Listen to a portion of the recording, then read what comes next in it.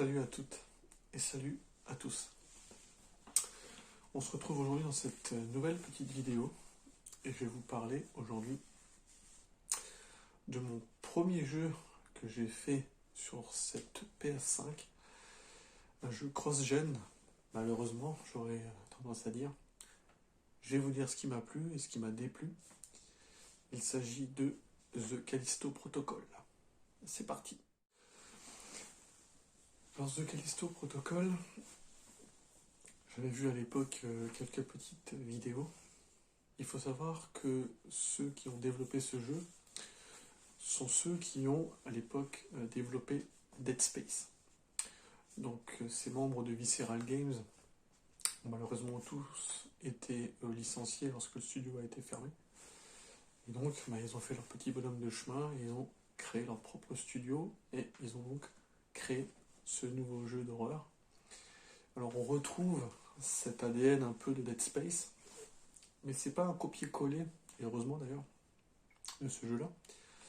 Mais on sent bien que les développeurs à l'époque de ce Dead Space, ils ont quand même récupéré un petit peu quelques bagages et ils en ont profité pour laisser une petite patte, en fait, un arrière-goût de Dead Space, sans que le jeu soit, comme je disais, un copier-coller. Il a sa vraie ADN, ce Callisto Protocol, et heureusement. Au moment où je vous fais cette vidéo, je l'ai déjà fini depuis quand même quelques semaines. Et Dead Space Remake est toujours en cours de développement. Et en fait, ça va être un bon comparo lorsque le jeu sortira, de voir un petit peu des similitudes entre l'ambiance, tout ça. Je le referai, ce Dead Space Remake, parce que j'avais adoré à l'époque le premier Dead Space. Mais là, je vais me concentrer vraiment sur The Callisto Protocol et je vais vraiment vous dire ce que j'ai aimé dans ce jeu et ce que j'ai pas aimé. Alors la première chose, lorsque j'ai lancé le titre,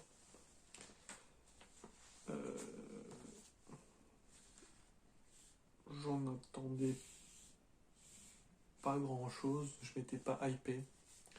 J'avais vu quelques images, quelques vidéos, la bonne annonce. Je me suis dit ça peut être vraiment très très intéressant. Et moi ce que j'ai voulu retrouver dans ce jeu, c'est cette ambiance qu'il y a dans un jeu d'horreur, mais surtout cette chose un peu oppressante, cette tension que l'on ressent lorsqu'on regarde un film, lorsque l'on joue à un jeu vidéo d'horreur. Et il faut dire que cette tension est là, mais elle n'est pas aussi écrasante que peut l'être un Dead Space ou que peut être un Resident Evil, par exemple. Je parle de Resident Evil 7. Le 8, je ne l'ai toujours pas fait. Et c'est pas pour autant que c'est un mauvais jeu. Mais en fait, dans ce jeu, comment dire, hormis l'ambiance, qui est quand même excellente, le sound design qui est vraiment exquis, tout le reste, on est à peu près au-dessus de la moyenne. Ce qui fait que globalement, le jeu est un très bon jeu. Il aurait pu être un excellent jeu si tout le reste, et je vais en parler, aurait été vraiment nettement au-dessus. Alors la première chose que j'avais notée là sur ma petite feuille, c'est les audios. Lorsque vous récupérez des audios, comme dans un Dead Space, vous savez, vous avez des petits artefacts un peu partout. Et lorsque vous les récupérez, il y a comme un genre de dictaphone où vous avez des personnes qui vous racontent quelque chose. Donc c'est ce que j'appelle moi les audios. Ils sont intéressants parce que ça apporte quand même quelque chose au jeu, au niveau contenu, au niveau richesse. Ça apporte un peu quelque chose. Le problème c'est qu'on est toujours obligé de les lire et on ne peut rien faire d'autre. On est obligé de rester et d'appuyer sur le bouton triangle, je crois, les écouter, et on ne peut pas continuer. Alors que dans un Dead Space, on pouvait le faire. J'ai trouvé ça un peu dommage. C'est pas dramatique, mais ils sont pas. Même si on quitte et on peut pas continuer à les écouter. Ça, j'ai trouvé ça assez dommage. La chose que j'ai.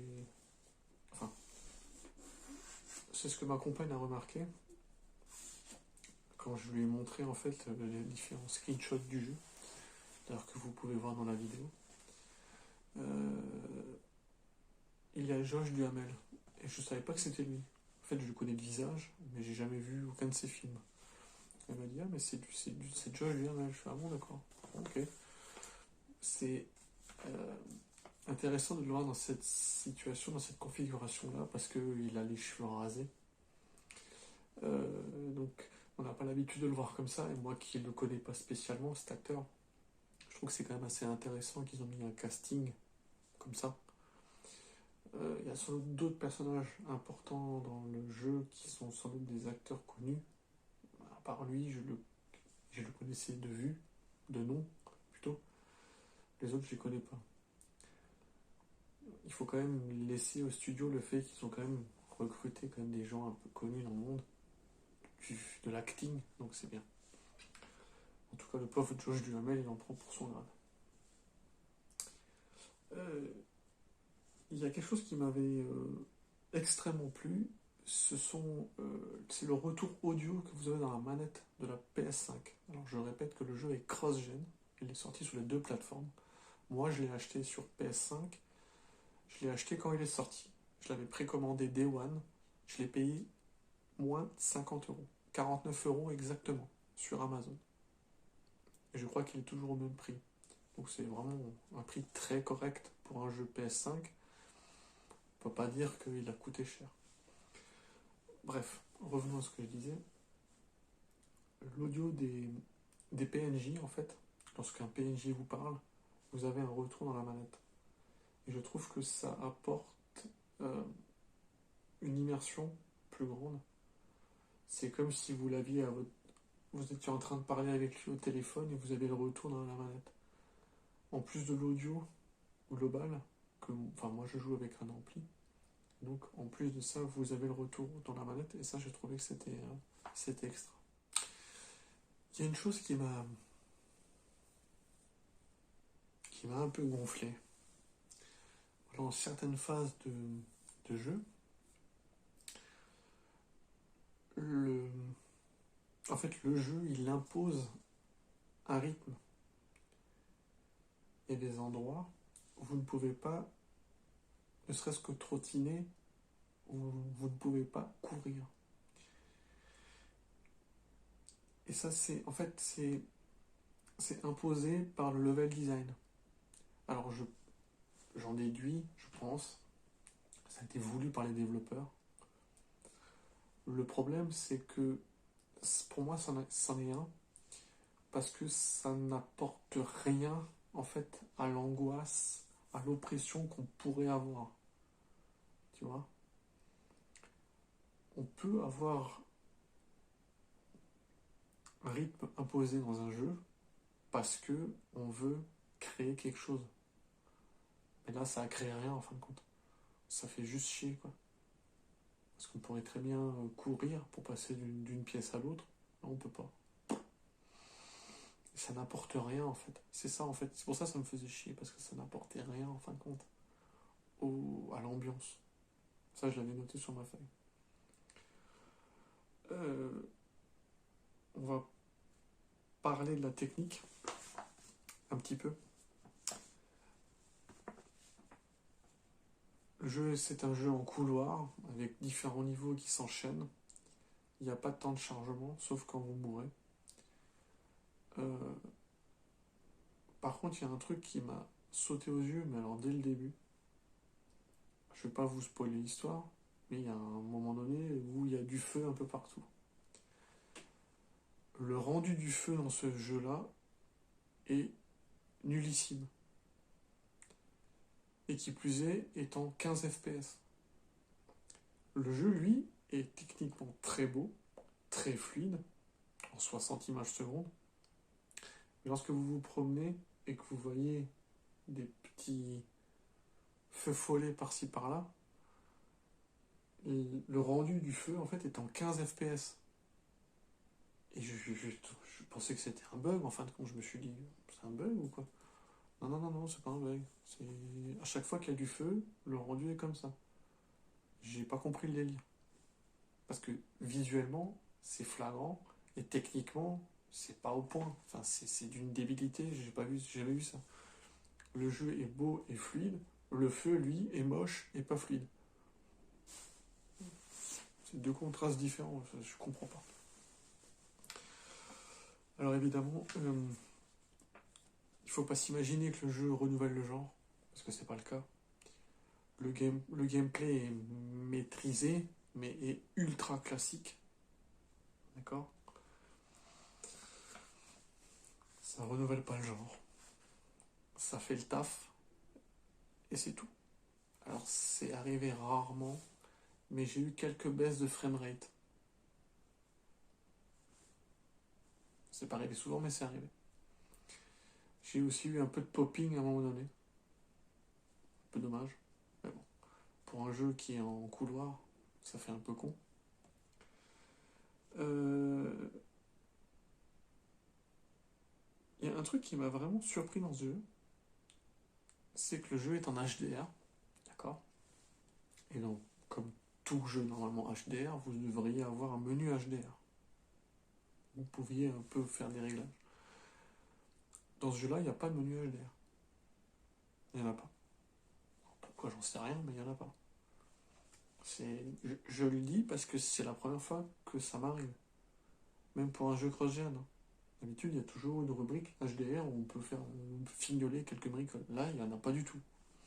Je sais pas pourquoi. Bon, c'est pas grave dans l'immédiat, mais c'est quand même bizarre. Je trouvais ça bizarre. Dans ce jeu-là, on retrouve la stase qu'on retrouvait dans Dead Space. C'est-à-dire qu'à un moment donné, on enfile un genre de gant qu'on va pouvoir modifier. Et ce gant-là vous permet de staser, entre guillemets, les ennemis. Donc, ce côté Dead Space, comme je vous le disais avant, qui revient. Mais c'est de la stase. Sauf que c'est fait un peu autrement. C'est la même chose. Par contre, ce qui m'avait plu, c'était... vous avez une matraque dans le jeu, que vous récupérez une matraque télescopique qui vous permet certes de frapper les ennemis, mais qui vous permet aussi de décharger du courant. C'est une arme qu'on peut perfectionner, mais qui visuellement en fait ne change pas beaucoup, quoi. C'est très sommaire en fait. Mais j'ai bien aimé en fait le côté matraque qui donne un peu un côté par moment entre guillemets action du jeu, et je mets des guillemets. En tout cas, c'est un peu plus péchu. Comme dit, c'est pas un renouveau. C'est ça que je dis. En fait, tout dans le jeu est bien, très classique. Plusieurs choses qui sont excellentes. Le reste est très classique. Il y a aussi un flingue qu'on récupère à un moment donné dans le jeu, qui est un magnum, hein, littéralement un magnum, qui est aussi customisable. Il y a plusieurs armes qui sont customisables, qu'on peut crafter, entre guillemets. Visuellement, ça se voit par petites touches. Et ce magnum, moi, j'ai trouvé très intéressant. Je vous dirai pas tout, mais c'est très intéressant. Dans ce que je n'ai pas compris dans le jeu, alors, aidez-moi dans les commentaires. À un moment donné, je vous spoil pas, hein, c'est un élément de décor, on peut utiliser pour tuer ses ennemis. Ok, bon, ça marche, c'est du classique, ça fonctionne. Mais il y a des genres de herses au mur. Quand je dis des herses, tu sais, c'est vraiment les herses que les paysans ils ont derrière leur tracteur pour griffer le sol. Tu vois ce que je veux dire? Donc les herses, tu vois, les machins comme ça avec les trucs en métal. Je pense que tu vois ce que je veux dire. Ça, il y a des endroits, des salles, des pièces où il y en a un peu partout. Donc ce sont des éléments de décor qui vous servent à empaler vos ennemis dessus. Alors c'est cool, hein. Je dis pas que c'est pas cool, sauf que je comprends pas pourquoi ces herses sont au mur. Tu vas me dire, oui, c'est pour empaler les ennemis. Je dis, oui, ok. Mais au départ, tu mets pas des herses au mur, quoi. Enfin, tu comprends ce que je veux dire. C'est comme si tu mettais une tondeuse accrochée à un mur. Je comprends pas le délire. Tu la mets dans l'autre sens, tu la fais tourner, tu peux te faire des tronçonner, décapiter. Ouais, c'est cool pour un film d'horreur, pour un jeu d'horreur. Mais je comprends pas le délire, en fait. Et donc, tu vois ce que je veux dire. Ces herses, elles sont là, c'est bien, c'est sympa. Ça aide bien, surtout si tu le fais, je pense, le jeu en mode difficulté extrême. C'est extrêmement important qu'elles sont là. Mais je comprends pas pourquoi elles sont là. Au niveau du design, du level design, c'est pour moi un non-sens. C'est ça que je te dis. Tu vois? Il y aurait eu un élément de gameplay, un élément d'histoire qui te dit que j'aurais compris. Mais là, elles sont là, bon, ok. Je comprends pas trop le délire. Bref. Ce que j'ai par contre adoré dans ce jeu, c'est qu'il n'y a aucun hub. Et ça, c'est parfait pour l'immersion. Et ça, je vous l'ai déjà dit dans quelques-unes de mes vidéos. Je pense qu'à terme, ça va être récurrent dans tous les jeux, quels qu'ils soient, même pour les jeux à monde ouvert. Pas de hub. Le hub, il disparaît. Quand on n'a pas besoin, il disparaît. Quand on a besoin, tac, il pop naturellement. Et ça, dans ce jeu-là, c'est le cas. Et pour un jeu d'horreur qui se veut vraiment un jeu qui est censé te foutre les boules, c'est quand même super bien. C'est très très bien pensé. Ça, par contre, c'était extra. Alors évidemment, comme je le disais aussi tantôt, le jeu est téléphoné. Alors je sais pourquoi j'ai écrit le jeu est téléphoné, parce que au niveau du scénario, moi j'étais comme ça. T'as des cutscenes qui s'enclenchent. Je me suis dit, ouais, il va se passer ça. Et évidemment, il s'est passé ça. Je me suis dit, ah, peut-être que lui, il fait ça et ça. Ah, bah oui, effectivement, lui, il a fait ça et ça. Alors, je trouvais ça très dommageable parce que au niveau du scénario, c'est rien de fou, quoi, en fin de compte, hein. C'est quand même très con. Mais bon. Comme je disais, il est assez basique au niveau du scénar, il renouvelle pas le genre non plus. Ça fait quand même le boulot. Mais bon, c'est pas. Ah, c'est pas. Je pense que ce sera pas un jeu qui restera dans les annales. Il est pas mauvais, il est pas transcendant non plus. Tu vois. Comme pouvait l'être un Dead Space, qui avait aussi ses défauts. Mais Dead Space, il a amené un nouveau genre de jeu d'horreur. Alors j'ai eu des bugs de son très rares. J'ai pas compris, ça s'est surtout passé au niveau des cutscenes. Parfois il y a des bouts de phrases qui n'étaient pas dites. Alors moi j'ai fait le jeu en anglais, sous-titré en français. Parfois il y avait le gars qui parlait plus. Alors c'était un petit bout de phrase, pas compris pourquoi. Bon. À un moment donné j'ai même eu un bug de sous-titres, où il m'a marqué un truc en... Il m'a écrit je sais pas en quelle langue. Bon, ça m'est arrivé une fois. Mais les bugs de son, ça m'est arrivé 3-4 fois peut-être. Je n'ai pas compris pourquoi. Bon, bref. Le point noir aussi de ce jeu, c'est la difficulté qui est inégale. Alors, je vous avoue, j'ai fait le jeu en facile. Mais il y a des phases dans le jeu, je vous dirai pas quand, où c'est d'un coup très dur. Mais j'ai pas compris. C'est très dur, et après c'est de nouveau facile. C'est de nouveau très dur, c'est de nouveau... Pas compris. Donc les phases, la difficulté est inégale. Alors il y a aussi...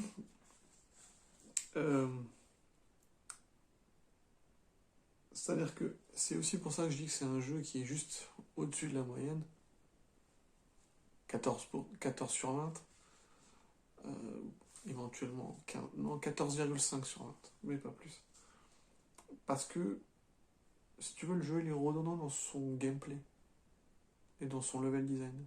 C'est-à-dire que partout où tu vas, tu as un endroit où tu pars du point A pour aller au point B, mais entre les deux, tu as toujours un endroit où tu fais ça, et tu reviens, tu vois, tu fais une boucle, et en fait, dans cette boucle-là, tu récupères du stuff. Mais ça, tu te rends compte que c'est tout le temps comme ça, à tous les niveaux. C'est toujours la même chose. C'est basique, en fait, c'est dommage. C'est ça que j'ai trouvé, c'est dommage. Alors, il y a aussi un truc que j'ai pas trop compris dans le jeu non plus. Je vais un peu spoiler, mais légèrement. Légèrement. Hein. Si vous voulez pas écouter, n'écoutez pas. Vous avez un pseudo-Némésis à Resident Evil. Je dis bien un pseudo-Némésis. C'est-à-dire que cet ennemi-là, vous allez le combattre une fois. Et vous savez pas pourquoi il va réapparaître. Bon, alors on se dit oui, bon, je l'ai pas tué. Je pensais que je l'avais tué, je l'ai pas tué. Puis il va réapparaître. Puis je crois 3-4 fois comme ça. Mais en fait, je comprends pas. C'est pas le fait qu'il réapparaît qui m'a dérangé. C'est que je comprends pas pourquoi lui et pas les autres. Ils nous l'introduisent en fait, mais je comprends pas pourquoi qu'il soit là, d'accord, mais explique juste le pourquoi du comment, tu vois. Bon, est-ce qu'ils ont voulu faire un lien avec Resident Evil 3 Nemesis? J'en sais rien, peut-être. En tout cas, c'est mal amené, c'est pas bien fait, quoi. Bon. Le jeu, je l'ai fini en 16 heures, en mode facile. Alors, il y a une rejouabilité, évidemment, si vous voulez le platiner. Il y a un New Game Plus, lorsque vous recommencez le jeu, bah, vous gardez vos armes à fond, et ainsi de suite. Vous pouvez customiser vos armes, comme je le disais avant, avec de l'argent du jeu que vous récupérez, hein, tout simplement, au fur et à mesure que vous avancez.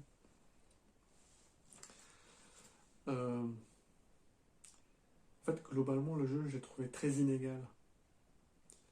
C'est pour ça qu'il est loin d'être parfait, mais vraiment loin d'être parfait. Où il excelle, et encore, je dirais encore heureux, c'est sur son ambiance, qui aurait pu être beaucoup mieux, mais qui est quand même excellente, et sur un sound design qui est vraiment aux petits oignons.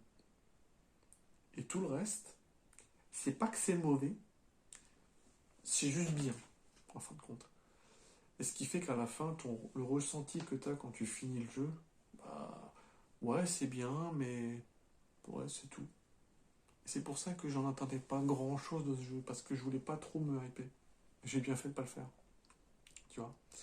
Donc, s'il y aurait une suite, ce qui est possible, je vais pas vous raconter la fin, c'est possible, mais il va falloir qu'il fasse un énorme travail sur tous les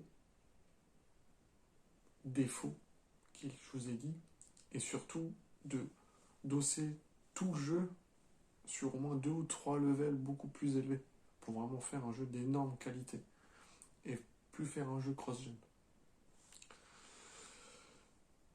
Pour finir ma vidéo, je vais vous spoiler.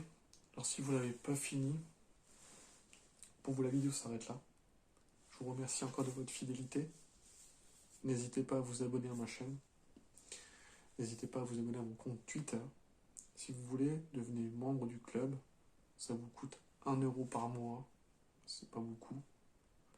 Moi, ça m'aide. Ça m'aide à acheter du contenu. Pour les autres qui sont là, merci à vous. Merci à celles et ceux qui sont aussi abonnés à ma chaîne depuis le début. Merci à ceux qui sont abonnés premium depuis le début.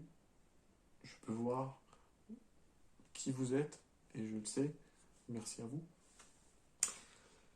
Là, je vais finir donc avec un spoil majeur. Je me suis senti obligé de le dire parce que j'ai trouvé ça complètement con. C'est pour ça que je dois vous en parler. À un moment donné dans le jeu, vous affrontez le Captain Ferries. D'accord? Jusqu'à là, vous voyez de qui je parle. Vous avez un combat avec lui, et ce personnage-là, au fur et à mesure que vous avancez dans le jeu, il se transforme. D'accord? Ok? Lorsque vous le confrontez une deuxième fois,